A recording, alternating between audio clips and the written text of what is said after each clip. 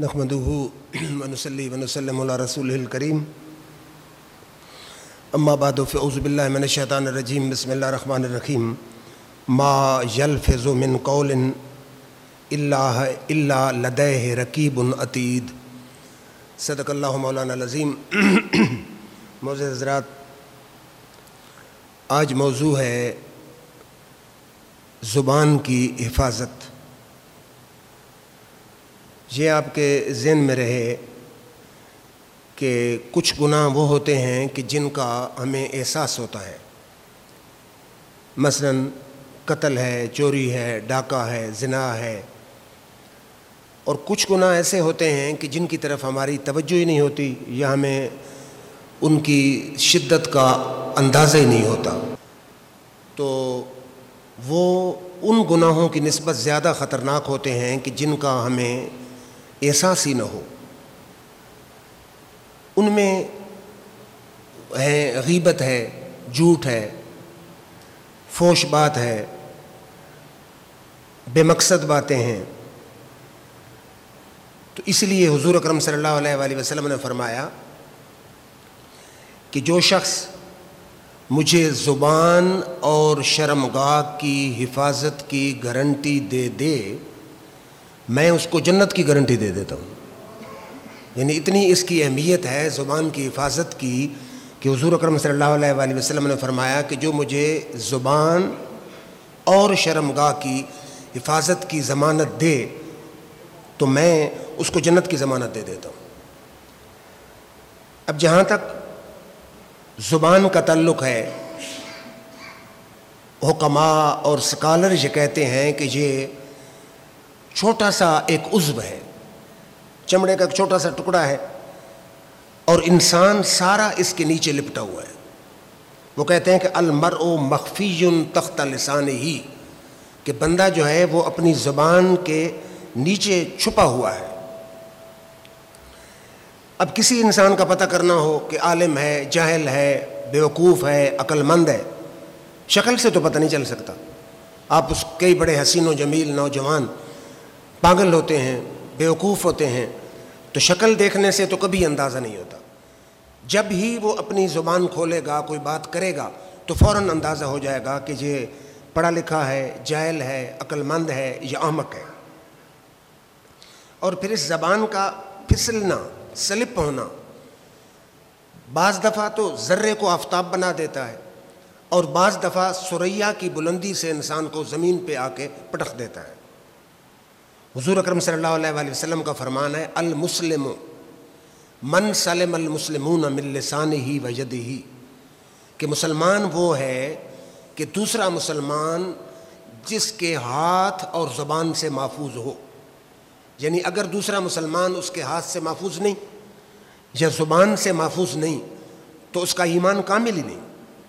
یعنی المسلم، مسلمان وہ ہے، من سلم المسلمون من لسانہ و یدہ، کہ جس کے ہاتھ سے بھی مسلمان محفوظ ہوں اور جس کی زبان سے بھی مسلمان محفوظ ہوں، اس کی زبان سے بھی کسی کو تکلیف نہ پہنچے اور اس کے ہاتھ سے بھی کسی کو تکلیف نہ پہنچے۔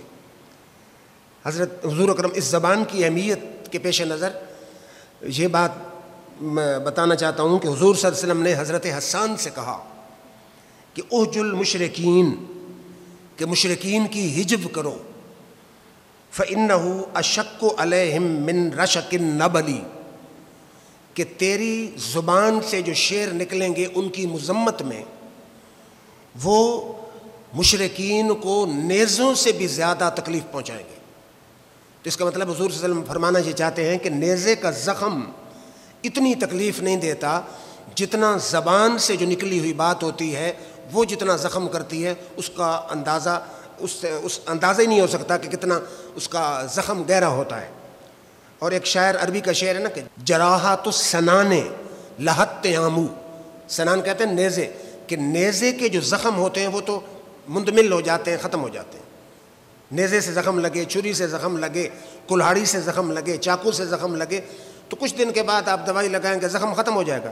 اور وہ کہتا ہے ولا یلتام ما جرح اللسان، اور زبان کے جو زخم ہوتے ہیں مرتے دم تک اسے یاد ہوگا کہ اس نے مجھے گالی دی تھی، وہ زخم کبھی، زبان کے زخم کبھی ختم نہیں ہوتے اور نیزوں کے زخم ایک نہ ایک دن ختم ہو جاتے ہیں. تو آپ خود اندازہ لگائیں کہ زبان کے غلط استعمال کے کتنے نقصانات ہیں یا کتنے اس کے زخم ہیں. پھر یہ بڑی حیران کن حدیث ہے بخاری اور مسلم شریف کی کہ حضور اکرم صلی اللہ علیہ وآلہ وسلم نے فرمایا ان العبد لیتکلم بالکلمۃ من رضوان اللہ. ایک آدمی ایک کلمہ زبان سے نکالتا ہے، ایک جملہ اللہ کی رضامندی کا جملہ نکالتا ہے، اور فرمایا ما یلقی بہا بالا، اور اس کو پتہ ہی نہیں، خیال ہی نہیں، توجہ ہی نہیں، بغیر توجہ کو اس نے ایک جملہ نکال دیا. حضور صلی اللہ علیہ وسلم نے فرمایا رفع اللہ بہا درجات. اس ایک چھوٹے سے جملے سے ہو سکتا ہے اللہ تعالیٰ اس کے کئی درجوں کو بلند فرما دے. ایک جملہ منہ سے نکلا اللہ کی رضامندی کا، بندے کو احساس نہیں، ویسے نکل گیا، ہو سکتا ہے اس سے اللہ تعالیٰ اس کے کئی درجوں کو بلند فرما دے. فرمایا ان العبد لیتکلم بکلمۃ من سخط اللہ، اور بندہ اللہ کی ناراضگی کا کوئی کلمہ اس کے منہ سے نکل جاتا ہے، لا یلقی بہا بالا، اسے خیال ہی نہیں، توجہ ہی نہیں کہ کوئی جملہ نکلا ہے. حضور نے فرمایا یاوی بہا فی جہنم، وہ ایک جملہ اس کو دوزخ میں دھکیل سکتا ہے. یعنی یہ ذہن میں رہے کہ بعض دفعہ ایک جملہ لوگ اسلام کا، دین کا مذاق اڑاتے ہیں، جملے کستے ہیں، آیتوں کو اپنے غلط مقصد کے لیے فٹ کر دیتے ہیں، تو انہیں سوچنا چاہیے. حضور نے فرمایا ایک جملہ بعض دفعہ غلط نکل جاتا ہے، اللہ کی ناراضگی کا جملہ نکلتا ہے اور بندے کو پتہ ہی نہیں ہوتا، اس وجہ سے اللہ تعالیٰ اس کو جہنم میں جھونک دیتا ہے. اور بعض دفعہ اللہ کی رضامندی کا جملہ نکلتا ہے، اللہ اس کے کئی درجوں کو بلند فرما دیتا ہے، حالانکہ بندے کو پتہ نہیں کہ جملہ کیا نکلا ہے. اور پھر آپ دیکھیں کہ ایک بندہ کافر ہے، دوزخ کا مستحق ہے ہمیشہ ہمیشہ کے لیے، اور اس نے کہا لا الہ الا اللہ محمد رسول اللہ، ایک کلمہ اس نے پڑھا، ایک دو جملے بولے، اس کی تقدیر ہی بدلی، دوزخ سے نکال کر اللہ نے جنت عطا فرما دی. تو اس جملے کا کتنا اثر ہے. پھر حضور اکرم صلی اللہ علیہ وآلہ وسلم فرماتے ہیں کہ میں نے دوزخ میں جھانکا معراج کی رات، مجھے میجارٹی آدمیوں کی وہ نظر آئی جو زبان کی وجہ سے دوزخ میں آئے تھے. حضور نے فرمایا کہ میں نے دوزخ کو جھانکا تو مجھے زیادہ تر بندے وہ نظر آئے جو زبان کے زخم خوردہ تھے، غیبت انتہا کی تھی، جھوٹ بولا تھا، فوش باتیں کی تھیں، چغل خوری کی تھی، یہ سارے گناہ کبیرہ ہیں، تو اس کی تھی، تو زبان کی وجہ سے اللہ تعالیٰ نے ان کو دوزخ میں پہنچا دیا. اور اسی کا دوسرا ایسا ہے، حضور نے فرمایا میں نے دوزخ میں عورتوں کو زیادہ دیکھا. صحابہ کرام نے کہا جی کیوں زیادہ تھیں؟ آپ نے فرمایا وہ اپنے خامن کا گلہ زیادہ کرتی ہیں، شکوہ زیادہ کرتی ہیں، لان تان کرتی ہیں، اس وجہ سے اللہ تعالیٰ ان کو دوزخ میں جھونک دیتا ہے. شکوے گلے وہ بھی گویا زبان کی ساری کارروائی تھی. پھر تفسیر کبیر میں امام فخر الدین رازی نے ایک حدیث لکھی ہے، وہ کہتے ہیں کہ جب قیامت کا مجمع لگا ہوگا، ایک شخص کو فرشتہ کہے گا یا فلان ادخل الجنہ، جنت میں داخل ہو جا، بے عملے کا، اپنے عمل کی وجہ سے. ایک بندے کو کہے گا فرشتہ کہ یا فلان، او فلانا ادخل الجنہ، جنت میں داخل ہو جا، بے عملے کا، تیرے عمل کی، اپنے عمل کی وجہ سے.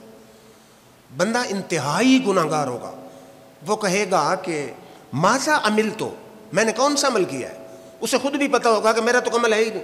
وہ کہے گا میں نے کون سا عمل کیا ہے کہ جس کی وجہ سے مجھے جنت دی جا رہی ہے؟ آگے فرشتہ کہے گا، بلکہ اللہ فرمائے گا الستا کنت نائمن فی لیلۃ کذا، تجھے یاد نہیں ہے کہ ایک رات تو سویا ہوا تھا؟ تقلبت الجنبہ، تو نے اپنا پہلو بدلا، الی جنبن، ایک پہلو سے دوسرا پہلو بدلا، قلتا فی خلال ذالک اللہ، تو نے اسی دوران کہا اللہ، صرف میرا نام لیا. ثم غلبت النوم، پھر تجھ پر نیند کا غلبہ آ گیا، ونسیت، تو بھول گیا، تجھے یاد ہی نہیں رہا کہ نیند میں تو نے پہلو بدلا، تو نے صرف لفظ اللہ زبان سے نکالا اور پھر تجھے بھول گیا. اللہ فرماتا ما انسا، میں نہیں بھولا، اما انا لا تاخذنی سنۃ ولا نوم، نہ مجھے نیند آتی ہے نہ اونگ آتی ہے، میں وہ جملہ نہیں بولا. اس ایک کلمے کی وجہ سے تو نے بے خیالی میں میرا نام لیا تھا، ہم نے تجھے جنت عطا فرما دی.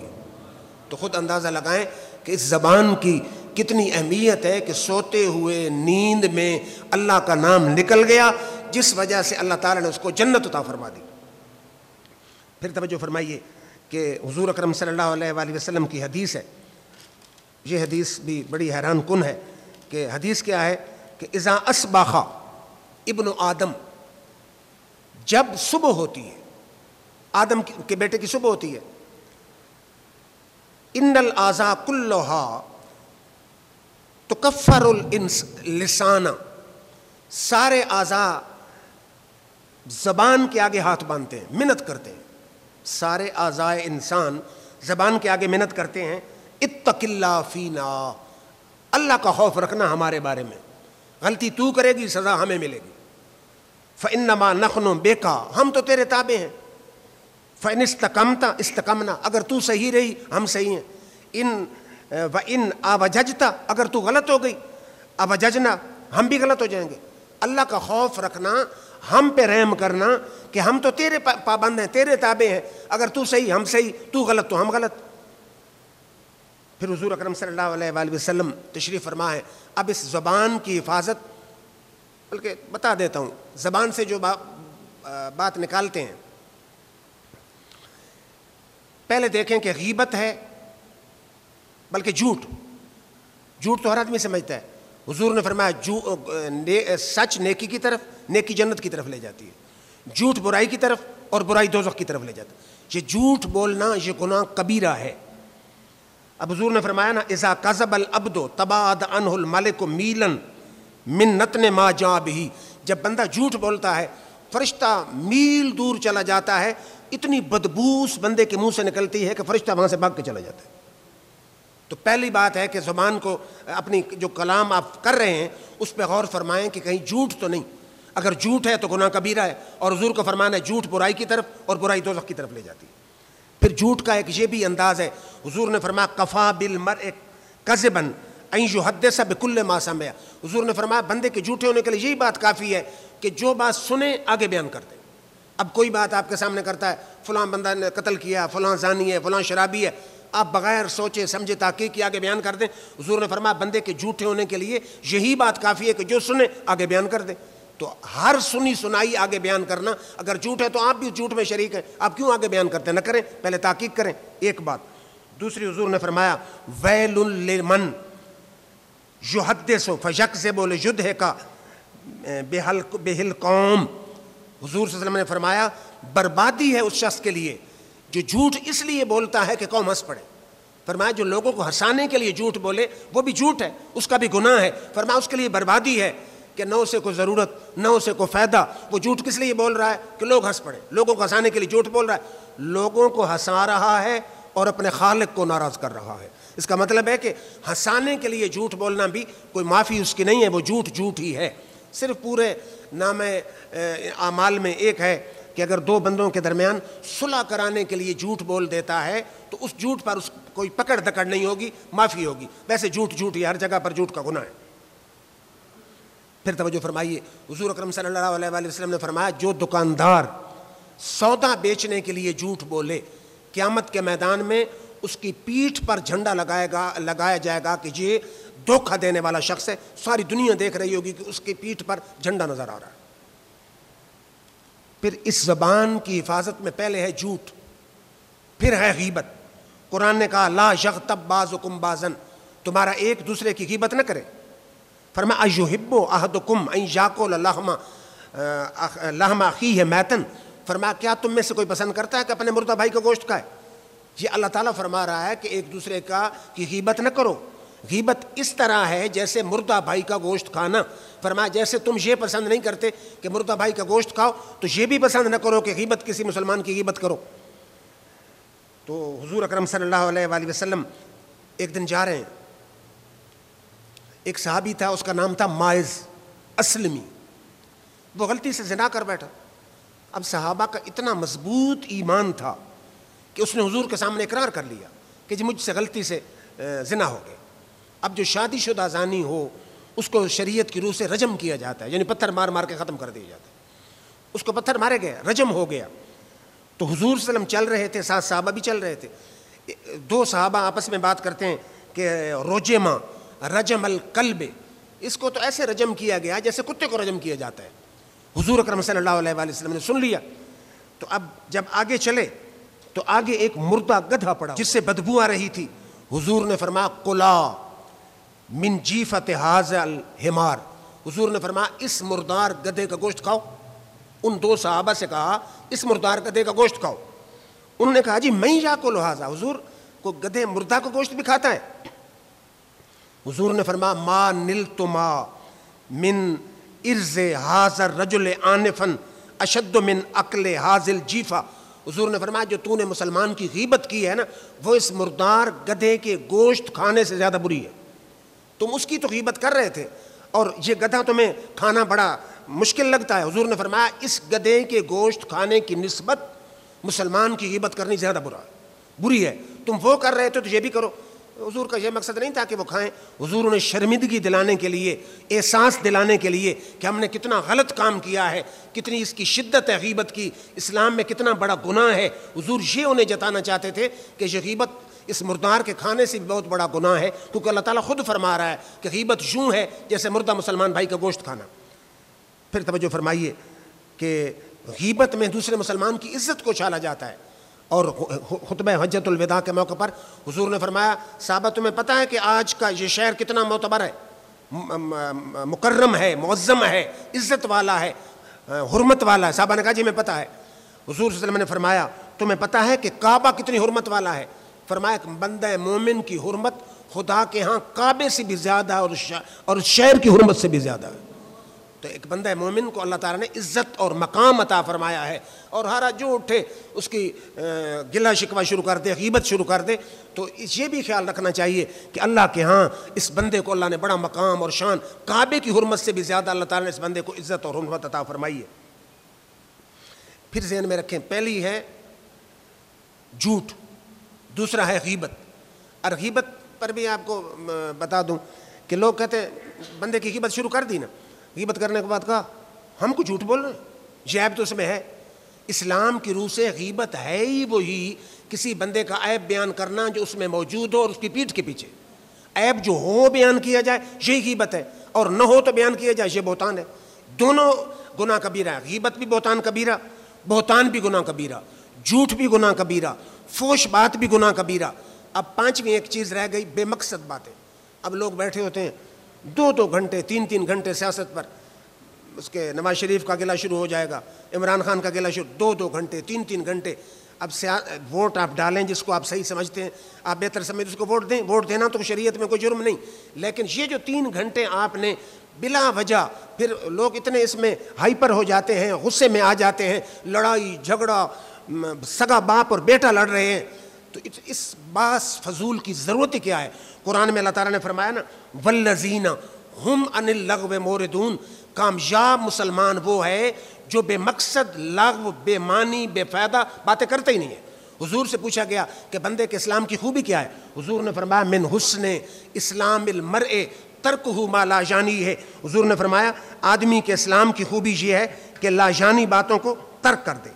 بے مقصد، بے فائدہ، بیہودہ، لغو، بیکار، جن کا کوئی فائدہ نہ ہو، اسلام اس سے بھی منع کرتا ہے کہ کوئی ضرورت نہیں ہے تم اتنی دیر خاموشی اختیار کرو. اس لیے حضور اکرم صلی اللہ علیہ وسلم کی حدیث ہے، آپ نے فرمایا خاموشی عبادت ہے. کیونکہ یا جھوٹ بولے گا، جھوٹ نہیں بولے گا تو غیبت کرے گا، غیبت نہیں کرے گا تو بہتان لگائے گا، بہتان نہیں کرے گا تو فوش بات کرے گا، فوش نہیں کرے گا تو بے مقصد بات کرے گا. اس لیے حضور نے فرمایا کہ جو خاموشی ہے یہ بھی عبادت ہے، چپ رہے تو یہ بھی سمجھے کہ میں عبادت کر رہا ہوں. پھر اللہ تعالیٰ نے ایک طویل آیت اتاری، فرمایا یا ایھا الذین آمنوا لا یسخر قوم من قوم. اے ایمان والو، مرد دوسرے مردوں سے مذاق نہ کریں. پہلی بات، عسیٰ ان یکونوا خیرا منہ، ہو سکتا ہے جن کے ساتھ مذاق کر رہے ہیں ان کی نسبت اللہ کے ہاں ان کا بہت بڑا مقام ہو، ان سے بہتر ہو. فرمایا ولا نساء من نساء عسیٰ ان یکن خیرا منہ، ہو سکتا ہے یہ عورتیں ان سے بہتر ہوں. عورتیں ان عورتوں کا گلہ نہ کریں، ہو سکتا ہے وہ ان سے بہتر ہوں. پھر اللہ تعالیٰ نے فرمایا ولا تلمزوا انفسکم، تانا نہ دو ایک دوسرے کو. پھر فرمایا ولا تنابزوا بالالقاب، برے نام نہ رکھو. پھر اللہ تعالیٰ نے فرمایا بیسل اسم الفسوق بعد الایمان، ایمان لانے کے بعد پھر فاسق کہلانا بہت بڑا بری بات ہے، برا نام ہے کہ آپ گناہ کریں، غلط کام کریں، لوگ آپ کو فاسق کہیں، یہ بڑا برا نام ہے اسلام ایمان لانے کے بعد. پھر اللہ تعالیٰ نے لم یتب فاولئک هم الظالمون، جو ان گناہوں سے توبہ نہ کرے وہ تو ظالم ہے. تو اللہ تعالیٰ نے تانا دینا، کسی پر ہنسنا، کسی کی کمزوری کو اچھالنا، ان سب چیزوں سے برے نام رکھنا اللہ تعالیٰ رب العزت نے خود منع فرمایا ہے۔ پھر حضور اکرم صلی اللہ علیہ وآلہ وسلم تشریف فرمایا نا، آپ نے فرمایا ان الرجل الغیبت اشد من الزنا، حضور نے فرمایا جو غیبت کرنا ہے یہ زنا سے بھی زیادہ سخت ہے۔ صحابہ نے کہا جی زنا سے کیوں سخت ہے؟ حضور نے فرمایا ان الرجل لجزنی فیتوب اللہ علیہ، حضور نے فرمایا بندہ زنا کرتا ہے، زنا کرنے کے بعد اللہ تعالیٰ اس کے دل میں ڈالتا ہے، وہ توبہ کی طرف آتا ہے، توبہ کرتا ہے، اللہ تعالیٰ اس کو توبہ قبول فرما لیتا ہے۔ اور جو غیبت کرتا ہے، جب تک جس کی غیبت کی نہیں وہ معاف نہ کرے اللہ تعالیٰ نے معاف کرنا ہی نہیں، کیونکہ یہ تو حقوق العباد سے ہے۔ حضور نے فرمایا یہ جو غیبت ہے یہ زنا سے بھی زیادہ سخت ہے۔ پھر حضور اکرم صلی اللہ علیہ وآلہ وسلم تشریف فرما ہے، آپ نے فرمایا کہ لما اورج بی مررت بقوم لہم اظفار من نحاس یخمشون وجوہہم وصدورہم، حضور نے فرمایا معراج کی رات مختلف قوموں کے گناہ گاروں کے جب مجھے حشر دکھائے گئے، میں نے دیکھا کہ کچھ لوگ ہیں جن کے ناخن ہیں تانبے کے، وہ اپنے منہ کو نوچ رہے ہیں اور اپنے سینوں کو نوچ رہے ہیں۔ میں نے کہا جبریل یہ کون لوگ ہیں؟ جبریل نے کہا جی یہ غیبت کرنے والے لوگ ہیں جو دنیا میں دوسرے مسلمان بھائی کی غیبت کرتے تھے، آج ان کو یہ سزا ہو رہی ہے کہ ناخن ہیں تانبے کے، اپنے منہ کو نوچ رہے ہیں اور اپنے سینے کو نوچ رہے ہیں۔ امام حسن، بڑی خوبصورت بات ہے کہ کسی نے کہا جی بالغنی انک تغتابنی، حضرت امام حسن سے کسی نے کہا کہ مجھے خبر پہنچی کہ آپ میری غیبت کرتے ہیں۔ تو امام حسن رضی اللہ تعالیٰ عنہ بیٹھیں، آپ نے فرمایا میری نظر میں اتنی تیری قدر نہیں ہے کہ میں تیری غیبت کر کے اپنی نیکیاں تجھے دے دوں۔ فرمایا میں اتنا بے وقوف نہیں ہوں کہ تیرے جیسے نکمے آدمی کی غیبت کر کے اپنی نیکیاں تجھے دے دوں، جس کی غیبت کی جائے اپنی نیکیاں اس کو دینی ہیں۔ تو حضرت امام حسن رضی اللہ تعالیٰ عنہ حضور صلی اللہ علیہ وسلم کے نواسے، امام حسین کے بھائی، آپ بولے تیری اتنی ویلیو میرے ذہن میں نہیں ہے کہ تیرے جیسے آدمی کی میں غیبت کروں اور اپنی نیکیاں تجھے دے دوں۔ پھر حضور اکرم صلی اللہ علیہ وآلہ وسلم بیٹھے، آپ نے فرمایا طوبیٰ لمن شغلہ عیبہ من عیوب الناس، حضور نے بڑی قیمتی بات ہے، حضور نے فرمایا خوشخبری ہے اس شخص کے لیے کہ جس کو اپنے عیبوں پر نظر نے لوگوں کے عیب دیکھنے سے بے پرواہ کر دی، کہ اپنے عیب دیکھنے میں اتنا مشغول ہوا، اپنے اندر اس نے جھانکا کہ میرے اندر غیبت بھی ہے، میرے اندر جھوٹ بھی ہے، میرے اندر بہتان بھی ہے، میرے اندر فوش بات بھی ہے، میرے اندر لغو بات بھی ہے، میرے اندر پتہ نہیں کتنی گناہ ہیں۔ وہ اپنے گناہوں کو دیکھتے دیکھتے دوسروں کے گناہوں کی طرف، عیبوں کی طرف توجہ اس نے ہٹا لی اور اپنے گناہوں پر توجہ ڈال لی۔ حضور نے فرمایا اس بندے کے لیے میں محمد مصطفیٰ خوشخبری عطا فرما رہا ہوں۔ اور پھر شعر بھی ہے نا شاعر کا کہ جب تک نہ تھی اپنے عیبوں کی خبر، جب تک نہ تھی اپنے عیبوں کی خبر، ڈھونڈتا رہا اوروں کے عیب و ہنر، جب تک نہ تھی اپنے عیبوں کی خبر، ڈھونڈتا رہا اوروں کے عیب و ہنر، جب پڑی اپنے عیبوں پر نظر جہاں میں کوئی برا نہ رہا، کہ جب تک مجھے اپنے عیبوں پر نظر نہیں تھی میں کہتا تھا وہ بھی برا ہے، وہ بھی برا ہے، وہ بھی برا ہے۔ جب میں نے اپنے عیبوں کو دیکھا تو میں حیران رہ گیا کہ ساری کائنات سے بڑھ کے برا تو میں خود ہوں، سارے عیب تو مجھ میں موجود ہیں۔ کہ جب میں دوسروں کے عیب دیکھتا رہا اپنے عیبوں سے بے خبر رہا، جب اپنے عیب دیکھے تو ساری جہان، ساری کائنات سے بڑھ کر میں نے سمجھا کہ مجھ سے برا کوئی ہے نہیں۔ پھر حضور اکرم صلی اللہ علیہ وآلہ وسلم نے فرمایا ان رجلین صلیا صلاۃ الظہر اور صلاۃ العصر، دو بندوں نے حضور صلی اللہ علیہ وسلم کے ساتھ ظہر کی نماز پڑھی یا عصر کی پڑھی، وکانا صائمین، دونوں روزے دار تھے۔ حضور نے فرمایا اعیدوا وضوءکما وصلاتکما، حضور نے فرمایا تم دونوں اٹھو، وضو دوبارہ کرو اور نماز دوبارہ پڑھو۔ اور فرمایا وامسجا فی صومکما، روزے اس کو اسی طرح چلنے دو، وقضاہ یومن آخرا، اور رمضان کے بعد روزے کی قضا کر لینا۔ اس کا مطلب ہے دو صحابی روزے دار تھے، انہوں نے حضور کے ساتھ نماز پڑھی، ظہر کی یا عصر کی، یہ راوی کو شک ہے، ان میں سے ایک نماز تھی۔ نماز کے بعد حضور نے فرمایا تم دونوں جاؤ وضو پھر کرو، نماز پھر پڑھو، روزے کو اس طرح چلنے دو اور رمضان کے بعد روزے کی قضا کر لینا۔ وجہ کیا تھی؟ انہوں نے کہا جی کیوں؟ حضور نے فرمایا اغتب تم فلانن، تم دونوں نے فلاں کی غیبت کی ہے، تمہاری نماز بھی رد، وضو بھی رد اور روزہ بھی رد۔ تو ہم یہ سمجھتے ہیں آج کہ روزہ رکھا، بیٹھ گیا دوستوں کی گپ شپ میں، سارے جہان کی غیبت کر لی، بس روزے کا ٹائم پاس کر رہے ہیں۔ یہ ہمیں احساس نہیں ہوتا کہ روزے کا ٹائم نہیں پاس کر رہے، روزے کو تو تباہ کر رہے ہیں۔ کیونکہ حضور صلی اللہ علیہ وسلم کے فرمان ہے کہ روزہ کیا ہے؟ روزہ یہ ہے کہ تیری آنکھ کا روزہ ہو، تیرے کان کا روزہ ہو، تیری زبان کا روزہ ہو، تیرے ہاتھوں کا روزہ ہو، تیرے پاؤں کا روزہ ہو، آنکھ غیر محرم پہ نہ اٹھے، زبان سے غلط بات نہ، جھوٹ نہ نکلے، غیبت نہ نکلے، گلا نہ نکلے، فحش بات نہ نکلے، لغو بات نہ نکلے، کان کو غلط بات سنے نہیں، ہاتھ کسی غلط کام کی طرف اٹھے نہیں، پاؤں کسی غلط کام کی طرف جائیں نہیں۔ روزہ تو یہ ہے، آپ خود اس سے اندازہ لگائیں کہ غیبت کی وجہ سے حضور نے فرمایا وضو دوبارہ کرو، نماز دوبارہ پڑھو اور روزہ بھی دوبارہ رکھنا۔ پھر توجہ فرمائیے کہ غیبت کے گناہ کی معافی کیا ہے، طریقہ کیا ہے۔ حضور نے فرمایا ان من کفارۃ الغیبت ان تستغفر لمن اغتبتہ یقول اللہم اغفر لنا ولہ۔ حضور نے فرمایا اگر آپ نے کسی کی غیبت کی ہے، یہ حدیث تو پہلے آدھا ایسا آ چکا، آدھا یہ ہے، اگر وہ زندہ ہے تو اسے معافی مانگے، اگر مر گیا ہے تو پھر اللہ کے ہاں جس کی غیبت کی ہے اس کے لیے دعائے مغفرت کریں، ہو سکتا ہے اس وجہ سے اللہ تعالیٰ غیبت کا گناہ معاف فرما دے۔ تو اللہ تعالیٰ سے دعا ہے اللہ رب العزت ہمیں غیبت سے، جھوٹ سے، فحش بات سے، لغو بات سے بچنے کی توفیق عطا فرمائے۔